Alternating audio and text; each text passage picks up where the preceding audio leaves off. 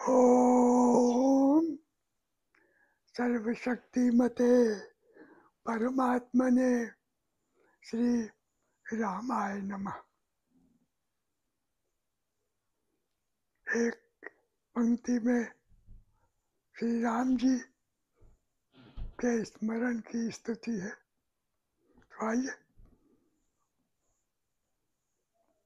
आप सब देवियों सज्जनों को मैं नमन करता हूँ। आप मेरी आध्यात्मिक चिंतन की श्रृंखला में रुचि लेती है। आपकी जय हो, आपका नमन। तो आज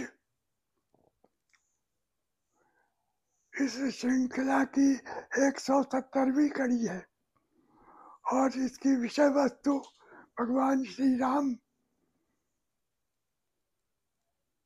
की मनोहर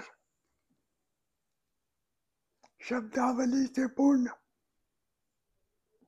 राम रक्षा स्तोत्र की एक स्तुति ही है।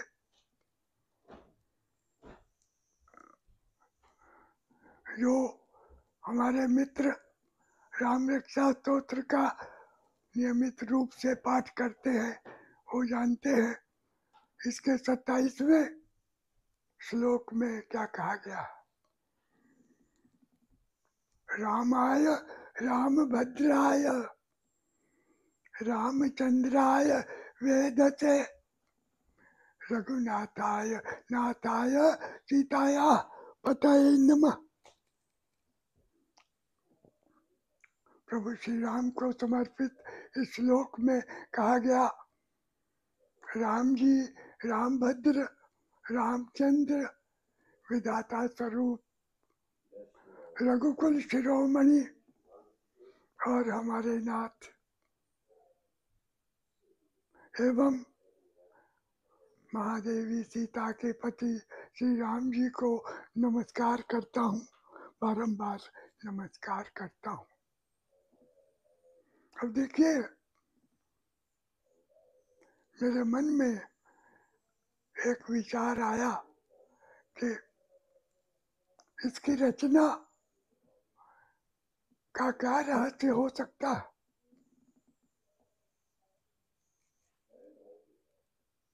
महाभारत युद्ध के समय विष्णु सहस्त्रनाम की रचना हुई और राम रक्षा स्तोत्र के अंतिम स्तुति में कहा भगवान महादेव देवी पार्वती को कहते हैं राम रामेति रामेति रमे रामे मनोरमे सहस्र नाम तत्तुल्यम राम नाम वरानने। कि ये जो 38-40 श्लोकों का भगवान श्री राम जी को समर्पित समूह है ये विष्णु सहस्त्रनाम के बराबर है। इसका पाठ करने से विष्णु सहस्त्रनाम का पाठ करने का ही पुण्य मिलता है। इसलिए विष्णु सहस्त्रनाम की एक दो बातें कहनी भी आवश्यक है। महाभारत का युद्ध समाप्त हो गया था और महाराज युधिष्ठिर राजगद्दी पर बैठ गए थे। फिर वे युद्ध भूमि में बाणों की शैया पर लेटे हुए भीष्म पितामह के पास गए जो उचित समय की प्रतीक्षा के लिए जीवन धारण किए हुए थे। तो युधिष्ठिर ने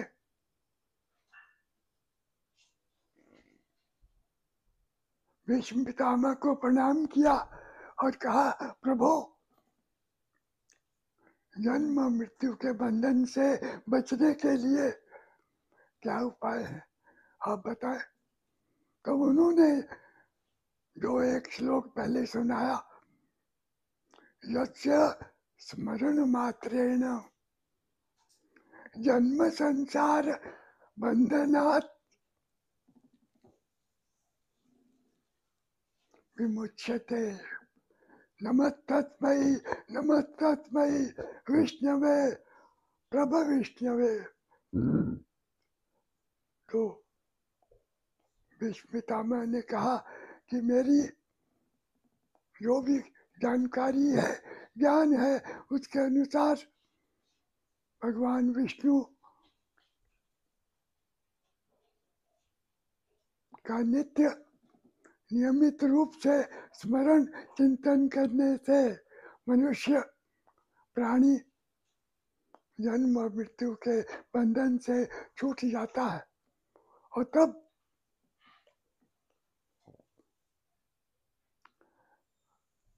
करीब 120-125 श्लोकों की अद्भुत श्रृंखला है, जिसे विष्णु सहस्त्रनाम कहा जाता है।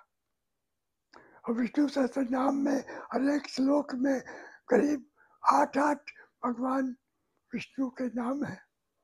अत्यंत सुंदर है, परंतु कठिन है।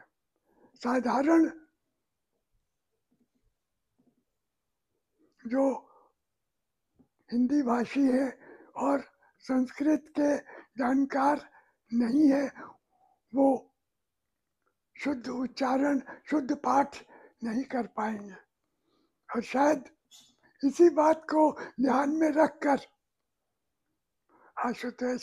आशुतोष भगवान ने राम रक्षा स्तोत्र की रचना की। 15वां श्लोक देखे,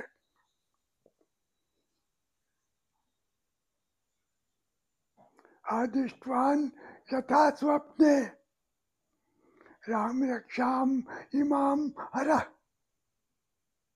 तथा लिखितवान प्रातः बबुद्धो बुध कौशिकः। महादेव जी जो भगवान श्री राम को अपना इष्ट देव ही मानते थे और कहते थे,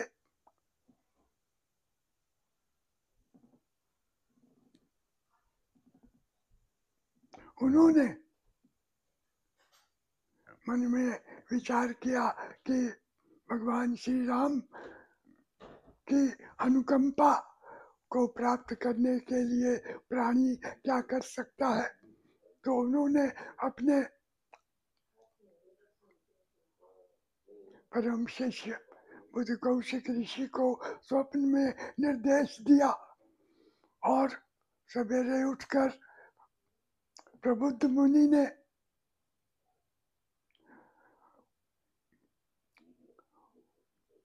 पूरे राम रक्षा स्तोत्र को लिपिबद्ध किया। मैं ऐसा मानता हूँ कि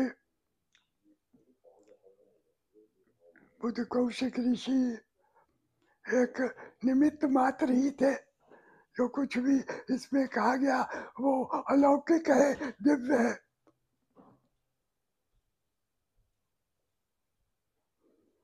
यही नहीं, उन्होंने कहा कि अगर आप नियमित रूप से इसका पाठ करते हैं तो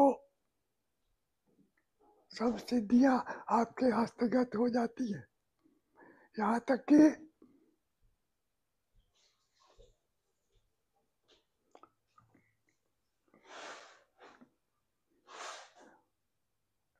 इसका नियमित पाठ करने से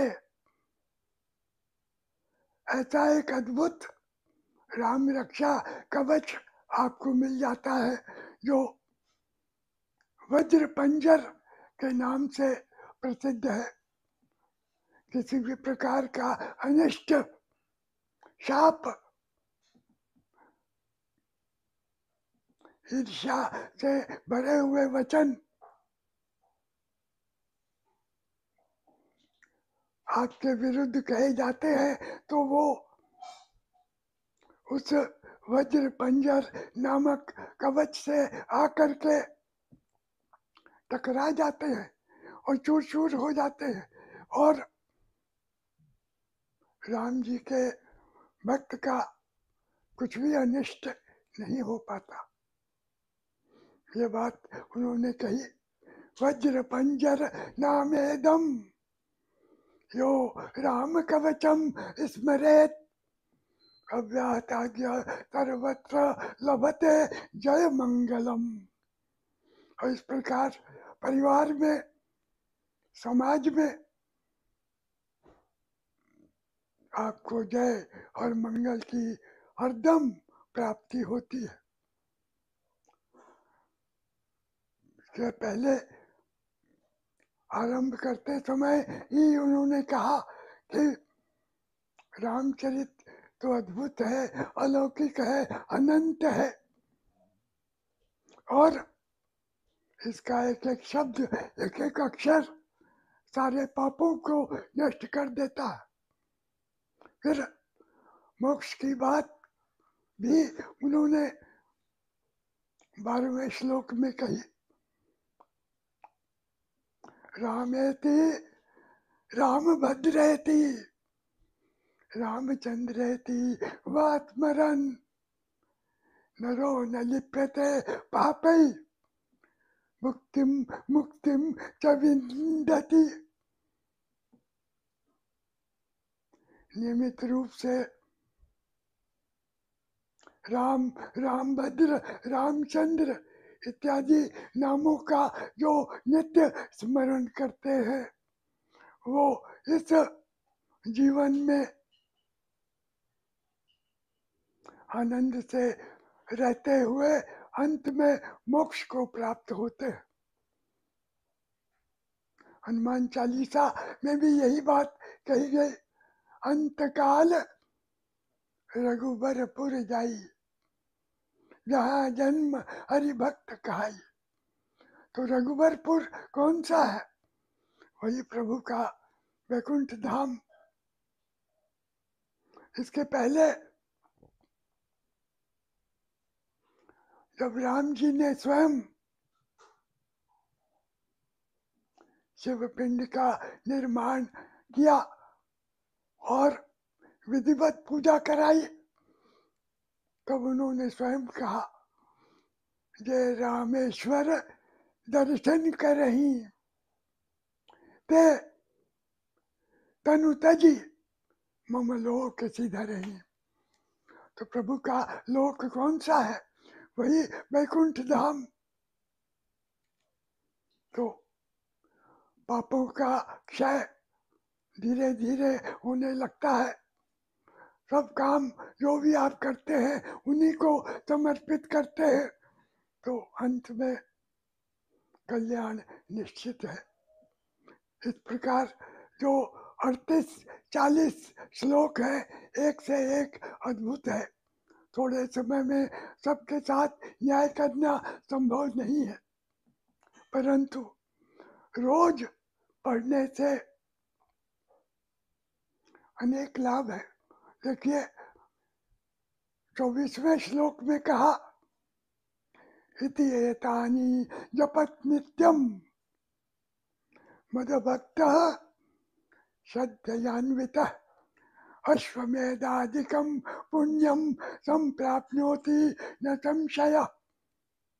अश्वमेध यज्ञ जो पुण्य सलीला गंगा के किनारे वाराणसी के घाट पर संत महात्माओं का आयोजन होता था, यज्ञ होता था, सत्संग का आयोजन होते थे, उसमें जो पुण्य प्राप्त होते थे वो भी आपको मिल जाएंगे।